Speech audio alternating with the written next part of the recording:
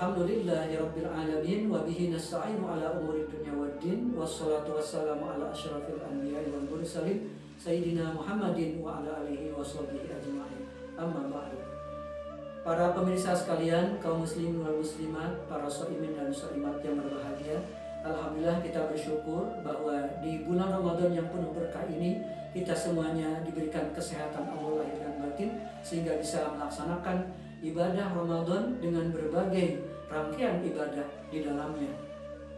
Dan sholawat serta salam semoga Allah sanjungkan kepada Nabi Muhammad SAW serta keluarganya, sahabatnya, sampai ke umatnya ila yaumil qiyamah.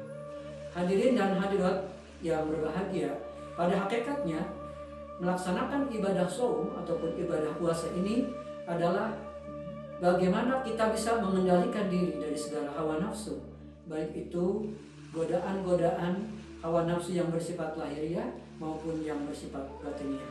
Secara lahir kita harus bisa menahan diri dari ketergodaan terhadap makanan dan minuman yang menggiurkan.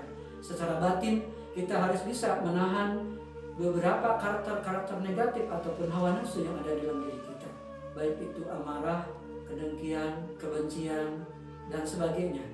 Ini satu kuncinya adalah bisa mengendalikan diri. Dan pengendalian diri dengan baik itulah yang disebut dengan sifat sabar. Oleh karenanya dengan melaksanakan perintah Allah dalam ketentuan-ketentuan ibadah saum ini dan menjauhi segala yang dilarang Allah dalam aturan-aturan selama puasa ini, maka kita akan berhasil bisa mengendalikan diri dan menjadi hamba Allah yang bersabar. Intinya adalah puasa adalah bulan untuk bisa mengendalikan kesabaran. Hadirin dan hadirat yang berbahagia, di dalam kehidupan kita sehari-hari tentunya kita banyak sekali menghadapi masalah-masalah, problem-problem yang menghampiri diri kita. Ini tentunya akan bisa kita hadapi dengan penuh ketegaran dan bisa dijadikan jalan solusinya yang terbaik, sehingga kita tetap beristiqomah menghadapi kehidupan ini dengan tenang, dengan bahagia dan penuh dengan kedamaian. Hadirin dan hadirat yang berbahagia, apabila orang bisa bersabar, maka Allah akan memberikan keutamaan-keutamaan ataupun predikat bagi orang yang bisa bersabar. Salah satunya adalah sebagaimana yang disabdakan oleh Rasulullah Shallallahu Alaihi Wasallam, "Iza ahabballahu abdan ibtalahu, fa in sabara ijtabahu, wa in radiyat istafahu." Apabila Allah Subhanahu wa Ta'ala mencintai kepada seorang hamba, maka tentu hamba tersebut akan diuji oleh Allah. Apabila hamba tersebut bersabar, maka dia akan mendapatkan predikat mujtabah, artinya orang yang bisa mengendalikan diri dan menghadapi permasalahan yang dia hadapi dengan tegar dan ada solusi-solusi yang terbaik. Dan apabila dia rela dengan kesulitan-kesulitan yang dia hadapi, maka Allah akan memberikan predikat kepadanya, yaitu Mustafa, hamba Allah pilihan. Mustafa ini adalah predikat yang disandang oleh Rasulullah SAW, seperti Habibul Mustafa atau Nurul Mustafa dan sebagainya. Jadi pada intinya apabila kita menghadapi permasalahan di dalam kehidupan kita, maka ada dua metode. Pertama adalah dengan metode sabar, yang kedua adalah dengan metode kerelaan. Imam Ghazali menyebutkan bahwa yang disebut dengan sabar itu adalah ketahanan. Ketahanan diri dalam menghadapi keadaan tanpa merasa gusar, tidak mengeluh apalagi bercerita kepada sesama. Dia selalu tegar baik dalam keadaan senang maupun dalam keadaan susah. Imam Ghazali mengatakan bahwa ada 3 kategori sifat sabar. Yang pertama adalah sabar dalam menghadapi melaksanakan perintah Allah Subhanahu wa Ta'ala, termasuk kewajiban ibadah shaum. Kemudian yang kedua adalah sabar pada saat menjauhi apa yang dilarang oleh Allah Subhanahu wa Ta'ala. Ada 5 perkara yang bisa membatalkan puasa, artinya yang membatalkan pahala dari Allah Subhanahu wa Ta'ala.